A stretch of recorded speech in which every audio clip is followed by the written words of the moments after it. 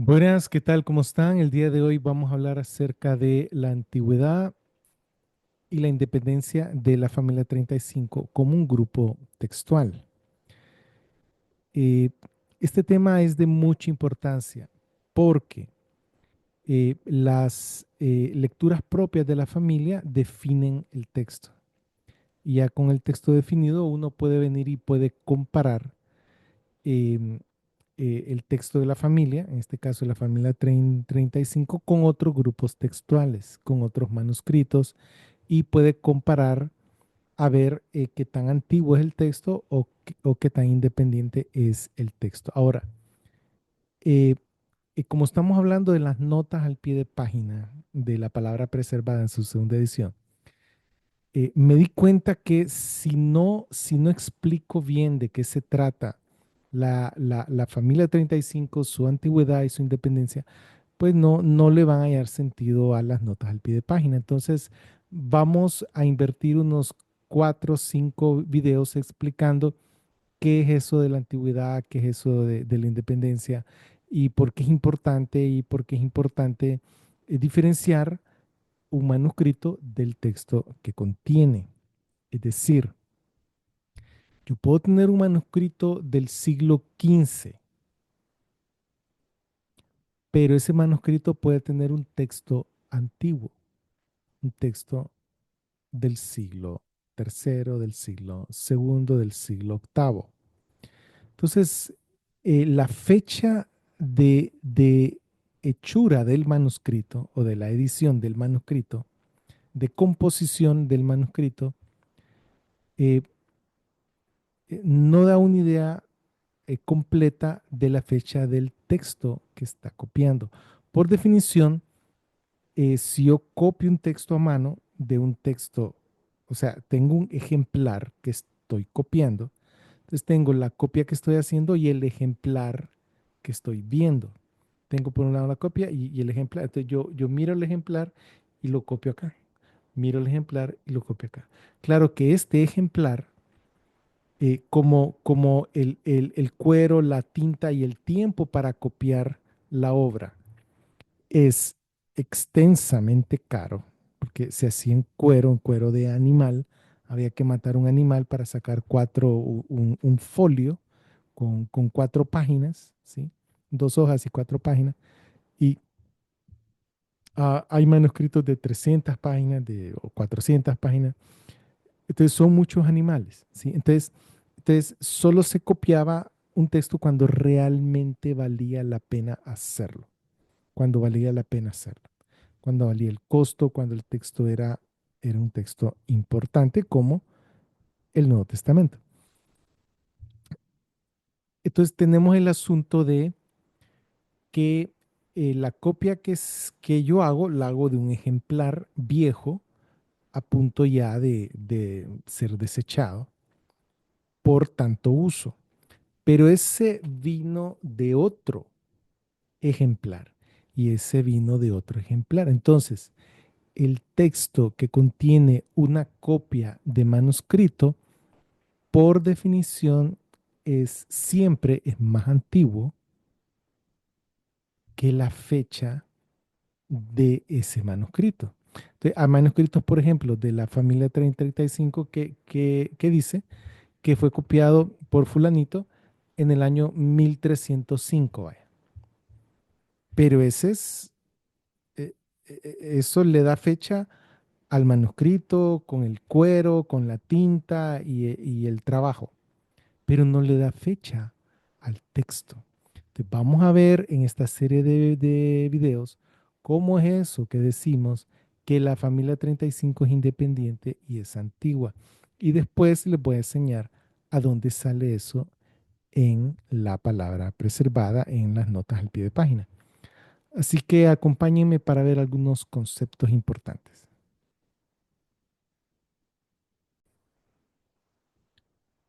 Este es un manuscrito.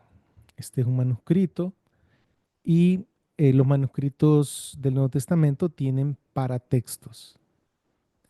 Los paratextos son prefacios. Contienen epigramas. Puede ser un poema, algo de inspiración. Contienen una lista de abreviaciones, referencias cruzadas y explicaciones acerca del texto. Y todo esto es antes de que aparezca el texto bíblico. Claro que el paratexto, los paratextos, no son parte de la palabra inspirada, no son parte del texto inspirado, no son palabra de Dios. Es parte de la edición de ese manuscrito en particular. Y para cada manuscrito, el copista tenía la libertad de escoger entre varios poemas, varias explicaciones, varias introducciones, sin alterar propiamente el texto. También los manuscritos tienen propiamente el texto. Por ejemplo, un manuscrito que tenga los cuatro evangelios tiene paratextos, tiene explicaciones, a veces antes de cada evangelio, puede tener también un retrato, una pintura de Mateo el Evangelista escribiendo, o de Juan Evangelista, o de Marcos Evangelista, o de Lucas, y, y pueden estar bien adornados y todo, pero eso es un paratexto. El texto, que es la palabra inspirada, es lo que nos interesa. Eh, Cada manuscrito viene tiene sus particularidades. ¿Sí? Es como en una familia, hay un hijo que se parece más a la mamá, otro más al papá, otro bien mezclado, pero entre todos se parecen mucho a los dos padres. No así, digamos, una familia en otro continente, que entre ellos como familia se parecen entre sí, pero no se parecen tal vez con alguna familia del continente americano, Sudamérica, Centroamérica o Norteamérica. Entonces, hay, hay particularidades que definen los grupos de manuscritos. Estas particularidades se llaman variantes específicas de la familia. Y estas variantes específicas de la familia nos sirven para definir el texto de la familia. Por ejemplo, en la familia 3035 hay 658 palabritas en griego que esas forman parte del perfil de la familia. Es decir, que esas 658 palabras o variantes solo aparecen en los manuscritos de la familia 35, no aparecen en otros manuscritos bizantinos o en manuscritos alejandrinos o en manuscritos cesareos u occidentales, consistentemente. Solo aparecen consistentemente dentro de la familia y eso es lo que la identifica. Entonces, si yo quiero saber más acerca del texto de la familia, no me voy a buscar el paratexto. El paratexto es parte de la edición de ese manuscrito en particular, pero no forma, o sea, no nos da información del texto. También, aparte del paratexto y el texto, en los manuscritos existe la parte como que es un artefacto arqueológico. Es decir, la mano caligráfica. ¿Con qué mano fue que se hizo? ¿Qué tipo de caligrafía? Más o menos cada 2 o 3 siglos hay una caligrafía diferente o distinta. A veces por escuelas de copistas había una caligrafía diferente y distinta. ¿Qué tal si es mayúscula? ¿Qué tal si es en minúscula? O algún punto intermedio. Está la tinta, puede ser tinta oscura o negra, digamos, o café oscuro. Puede ser una tinta roja, ¿verdad?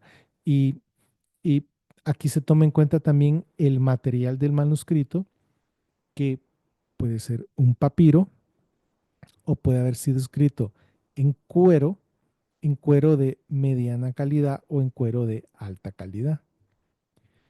Y incluso uno puede tomar, hacer un raspadito del cuero y según las proteínas que salen del raspadito se puede saber qué tipo de animal es. Y según el ADN se puede saber si era hembra o si era macho. Entonces, se puede sacar mucha información del manuscrito como artefacto, pero no se puede sacar información acerca del texto. Yo puedo tener un manuscrito del siglo XV con un texto del siglo V o un texto que apareció en el siglo III. No hay problema. Pero la mano caligráfica, la tinta, la edad en sí del cuero, los paratextos, todo eso forma parte de una edición, de una elaboración, de una composición de un manuscrito. Pero lo principal es el texto. Entonces, quiero que vayamos diferenciando este asunto de el manuscrito y el texto que contiene el manuscrito, porque yo no puedo datar o fechar un texto según la edad del manuscrito, de la parte orgánica del manuscrito.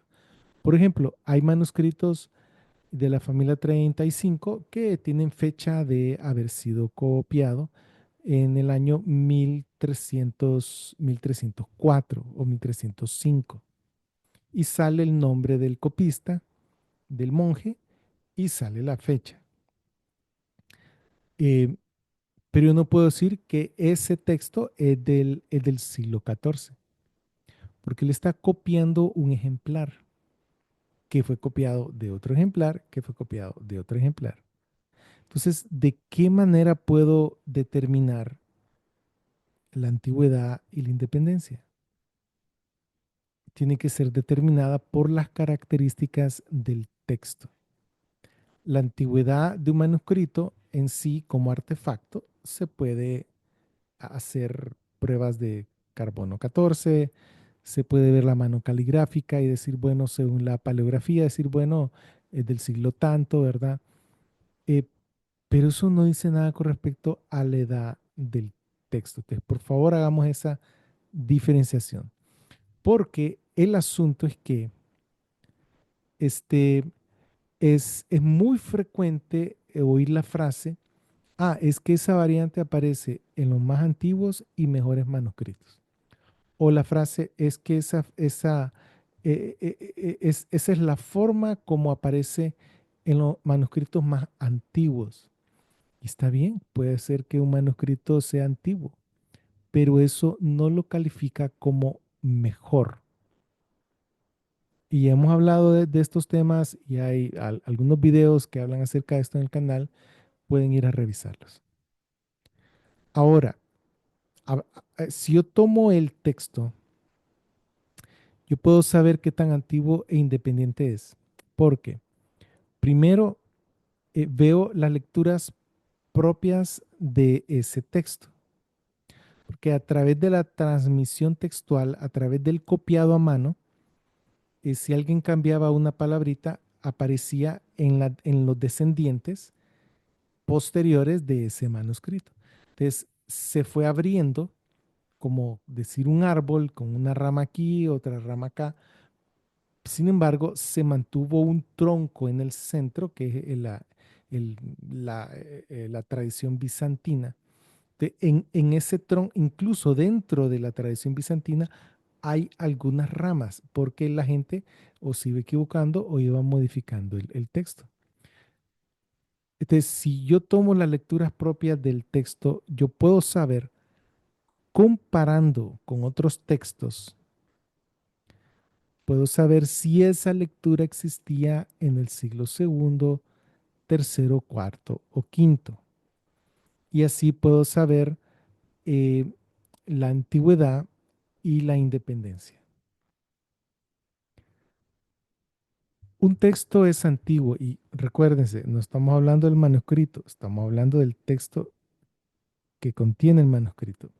Es antiguo cuando tiene lecturas propias de esa familia que están atestiguadas o que aparecen, que están atestiguadas por documentos antiguos, que aparecen en documentos antiguos. Entonces, ya que la mayor parte de los manuscritos de la familia son del siglo XIII, perdón, sí, XIII, XIV y XV. Entonces cualquiera puede decir, no, pero ese tipo de texto apareció en el siglo XIII. Ah, pero ¿qué tal? ¿Qué tal que hay variantes específicas de esa familia que no la tienen otros textos bizantinos y que esas variantes específicas aparecen en manuscritos del siglo tercero al quinto?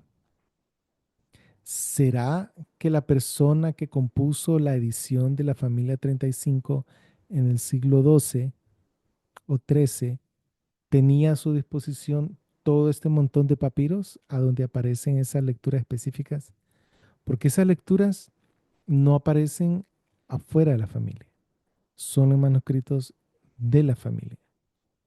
Entonces, ¿cómo adquirió la familia esas variantes específicas de la familia que aparecen en documentos antiguos? ¿Cómo lo adquirió? Entonces, u- una de dos formas, ¿sí? Uno es que la persona que armó la familia 35 en el siglo XII o XIII, no sé, supongamos, es una suposición, tenía el papiro 45, el papiro 8, el papiro tal, tenía el Sinaítico, tenía el Vaticano y tenía 20, 40 documentos antiguos y él fue escogiendo, de ahí fue escogiendo la variante y por eso aparece. La otra opción es que el texto en sí sea un texto antiguo, que fue siendo modificado a través del tiempo, repartiéndose en varias ramas, pero que el mismo centro del mismo se mantuvo coherente, cohesivo y sólido como es la familia 35. Ahora, ¿qué es independencia?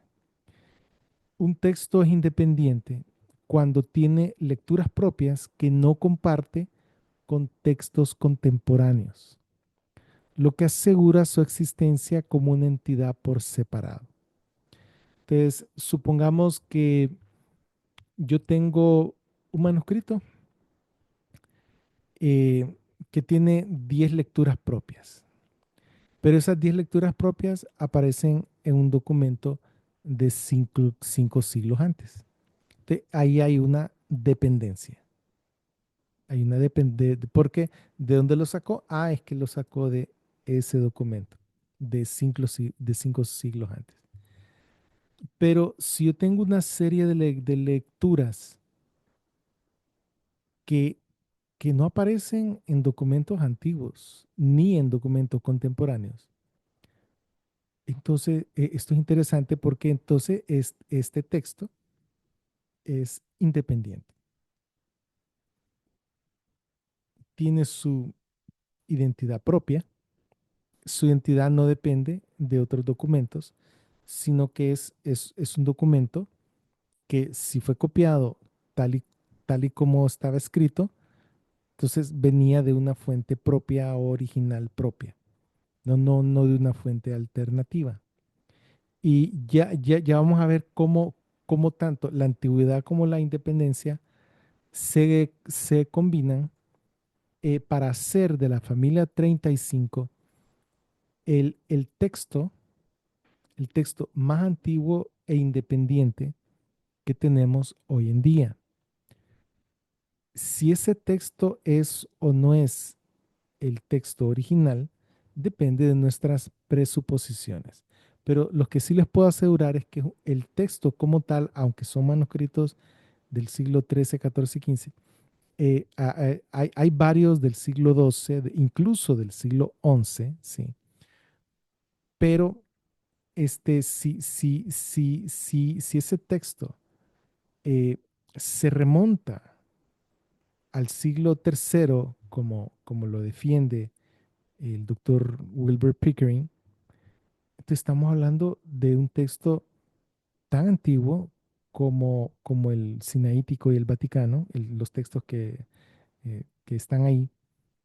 Incluso según el análisis de Leslie McFall, ese tipo de texto bizantino, porque la familia 35 es un tipo de texto bizantino, precede la composición del Sinaítico y del Vaticano. O sea que, si bien el doctor Pickering pone a la familia por lo menos al siglo tercero, el doctor Leslie McFall pone al texto bizantino en el siglo segundo, lo cual es increíble.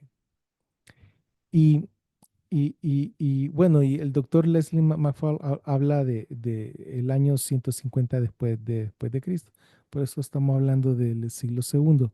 Entonces, eh, esto es de enorme importancia, de enorme importancia, porque el mundo de la crítica textual no se concentra en este tipo de temas. Ellos se concentran en agarrar cada variante y con su lista de variantes, cada punto de varianza con su lista de variantes y tratar ellos en su mente, por medio de su propia metodología, llegar a cuál fue la primera según sus propias reglas, que si la más corta, la más difícil, la que se acerca más a lo que el autor pudo haber escrito, pero todo se queda en un ejercicio mental y queda siendo un texto hipotético que no aparece como tal en ningún manuscrito. Hay versos del texto crítico que, un solo verso, tal y como está escrito, no aparece en en ningún manuscrito, ni los más antiguos, porque ese mismo verso, una partecita está de acuerdo a unos manuscritos antiguos y la otra está de acuerdo a otros manuscritos antiguos distintos a los primeros y en contradicción con los primeros. Entonces, ninguno de los dos grupos de manuscritos antiguos dice lo que dice el texto crítico. Pero el texto crítico lo pone entonces, lo plasma como un texto hipotético, un texto de salida, el Ausgangstext, un texto de salida que dicen ellos que fue el que salió del autor a ser publicado o que salió a circulación, pero un texto hipotético. Ahora, con respecto a la familia, tenemos un texto real que aparece como tal, con sus variantes y todo, en manuscritos. No es un texto hipotético, es un texto real, existe. Y es un texto cuyas variantes aparecen en documentos antiguos y aparecen de forma independiente de los demás grupos textuales. Entonces resulta que es un texto antiguo e independiente. Entonces, ojo, esto que estamos hablando aquí no se enseña en la academia. No, no lo va a encontrar en ningún lado. ¿Por qué no se enseña en la academia? Porque ellos están casados con la crítica textual y están casados con los métodos eclécticos o el eclecticismo razonado. Ellos toman la crítica textual, el eclecticismo razonado para llegar a su propio texto. Pero como les digo, es un texto cambiante, es un texto hipotético, es un texto que introduce contradicciones a la palabra de Dios, es un texto que introduce errores a la palabra de Dios, que magnifica algunas doctrinas y minimiza otras doctrinas. Así que, mis hermanos, espero que haya sido de bendición este video y nos vamos a ver en el próximo.